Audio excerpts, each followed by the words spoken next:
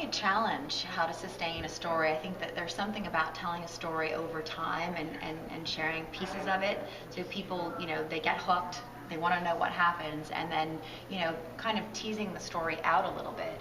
It's harder to do that, obviously, in real time, but I think it's an important thing to show that these are not, we can't fix everything overnight. So it doesn't really, real lives don't really fit with our news cycle. Right. And I think we have to accept that.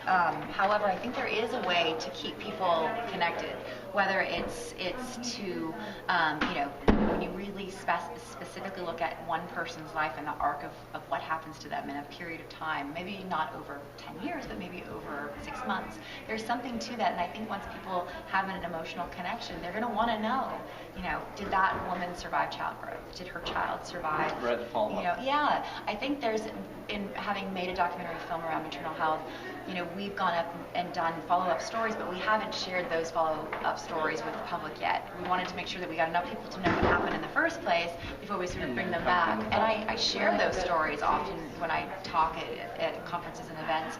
But I think to show the film, I think I almost owe that to the audience that's already made that connection.